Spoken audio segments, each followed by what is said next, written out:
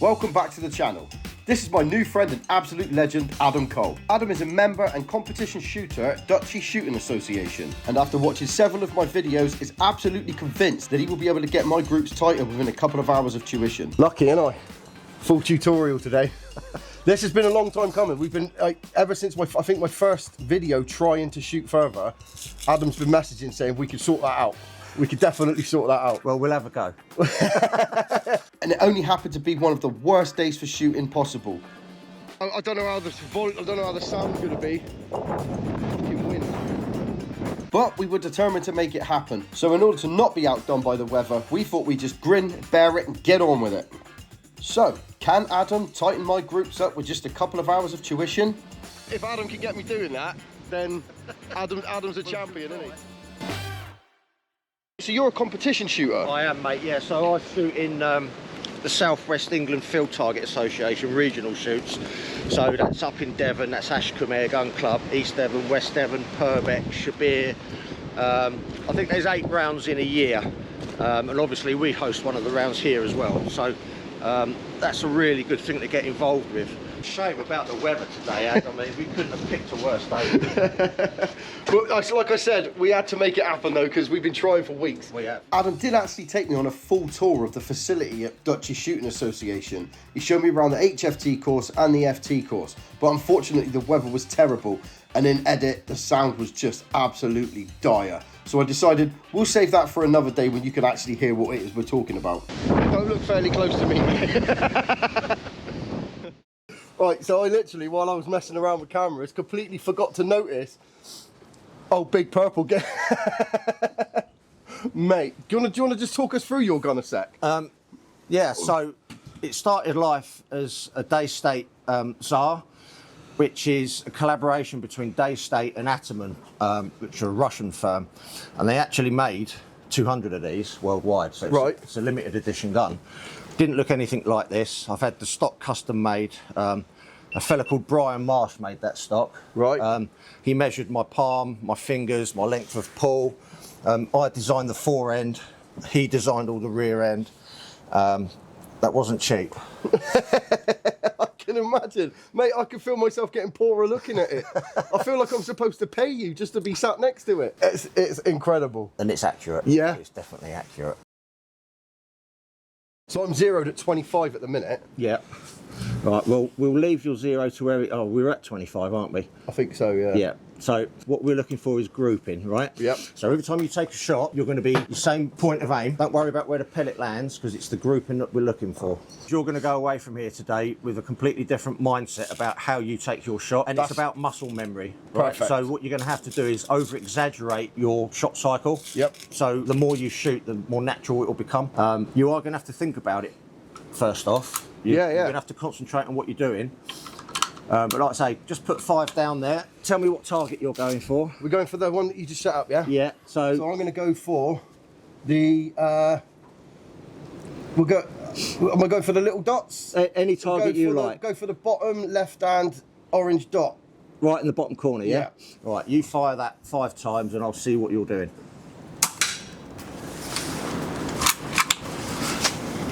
As you can see, the wind's picking up and it actually got quite a bit noisier, so I'll drown that out a second and just explain that we didn't actually have a target camera down the range at this stage, but this is the end result of the 5 shots that I took while Adam was checking out my technique. So not only did Adam notice a few issues with my technique, he also noticed that there was a lot of slop and a lot of play in my trigger. So while he adjusted that, it gave me the perfect opportunity to have a go on Big Purple. I was going to turn the camera off, I'm not going to now. I mean, look at it. Oh, nothing.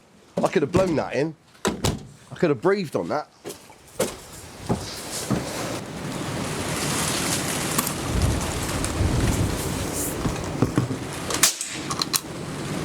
Bloody hell.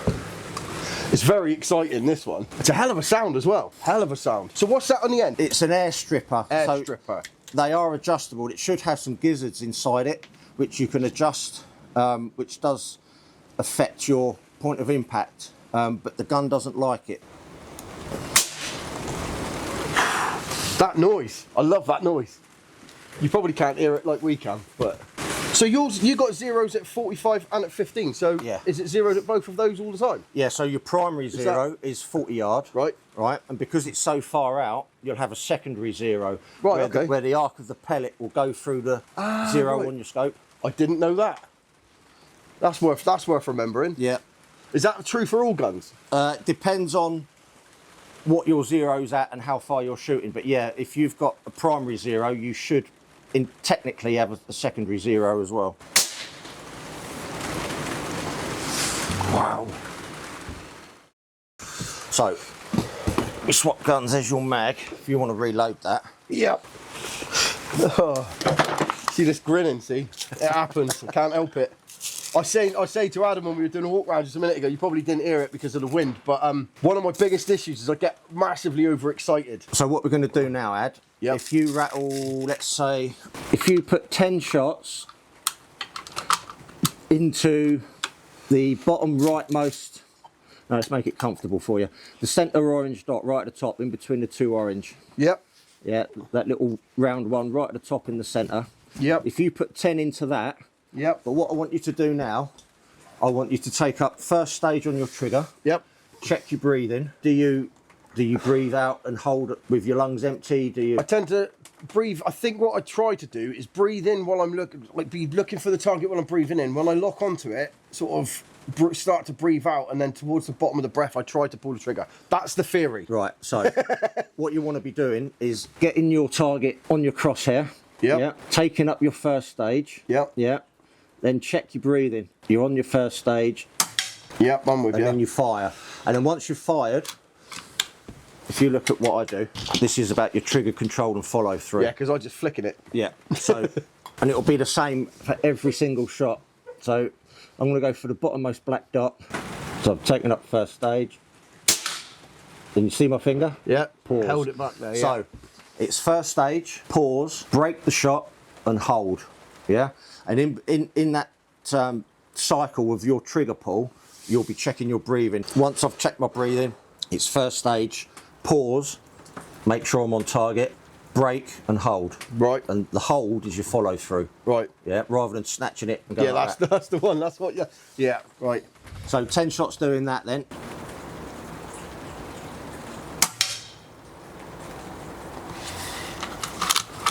And it's about the muscle memory for that finger, that trigger finger.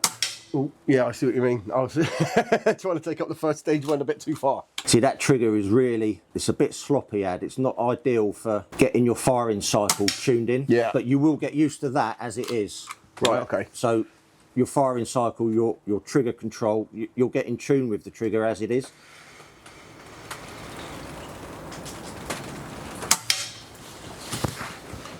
A few moments later. I can already see that group's so much tighter than your first 5 that you put down there.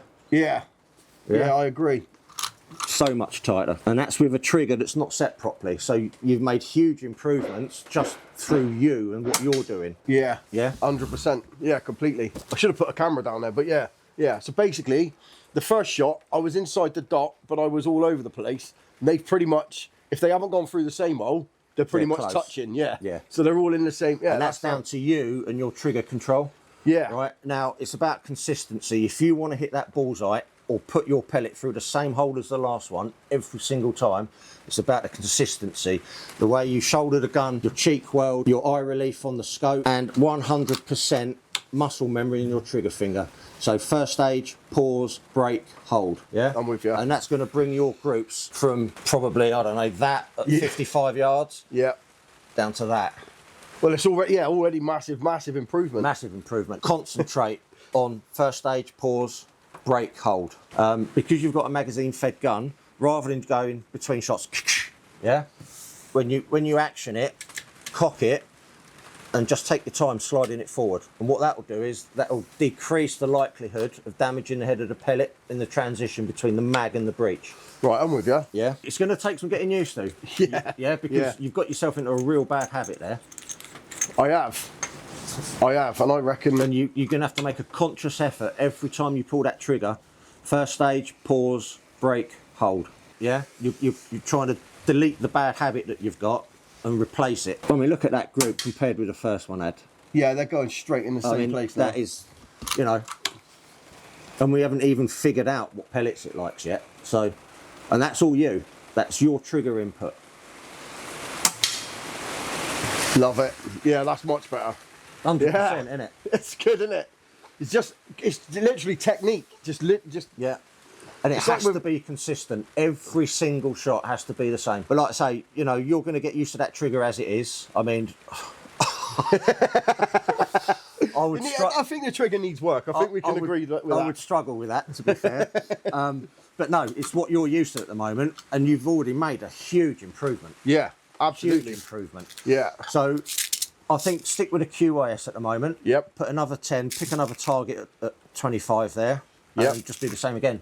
What's the etiquette? We're going down and putting a camera down there. Yeah, we can do that. Yeah, ideal. I don't know how long it'll last. Right, so what are you going for? Bottom right hand, right little red dot? Yep.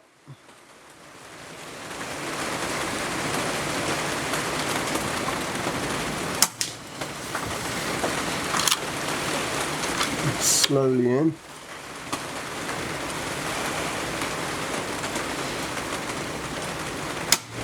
Oh, Out of ammo?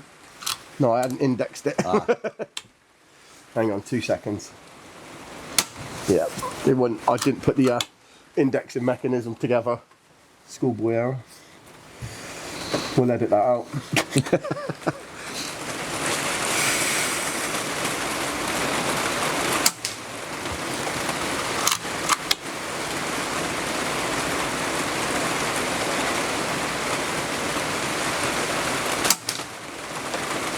Sorry for the rain noise. I usually rattle through these multiple shots, but it was about the sequence, so I've left a lot of these in real time.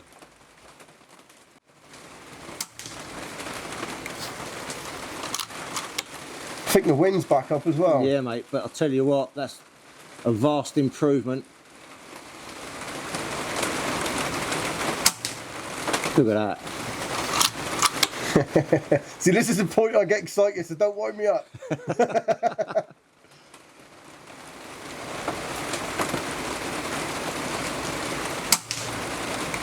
So, am I right in thinking, if there's discrepancy this way, I can blame that on windage, because it's... If your pellets are adrift on a horizontal line, it's down to windage. Yeah. If your pellets are adrift all over the place on a vertical line and down left, high, right, it's something wrong with the gun, mechanical, right. something wrong with you, right, or it's not the pellet for the gun. Right, I'm with you. Because that seemed to be going really well, apart from left and right. Just had a little bit too much left and right. Well, I mean, look at the weather conditions out. Yeah. It's good though, isn't it? That's good. Getting brave now. Put one out at 35. And then he's just chucking one out a bit further down there as well. This is too much fun, honestly. It's great. Brilliant. Absolutely brilliant. Wet feet now? Yeah, soggy. Camera's up at 35 metres now. Is it yards, this range? Yards, sorry. yeah. 35 yards, sorry. Crack on at 35 while I just gas up. Yep. Still a bit of wind. Same old. Yeah, I think the last three have been. The wind and the rain was getting worse, so we knocked the paper targets on the end for a minute, straight out to 55 yards to see if I can hit the targets out there.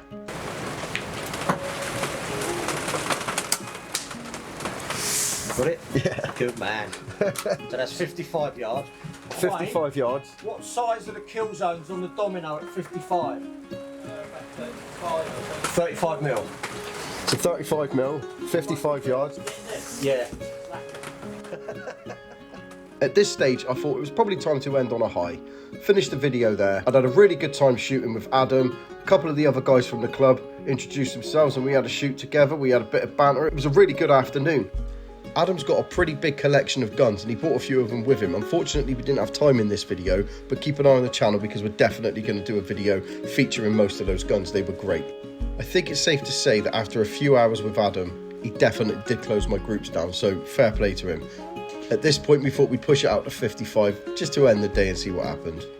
Right, so we're at 55 yards now, and the reason we've done that is because just a minute ago I was shooting there's a domino there, and it's got 3 dots across the top, 3 dots across the bottom, and I was hitting them quite consistently. And now those are my famous last words. What target you going for? I'm going to go for the top one. Okay, I'll go for the bottom one then. Sounds good. It's phenomenal how quiet this one is compared to yours. Yeah.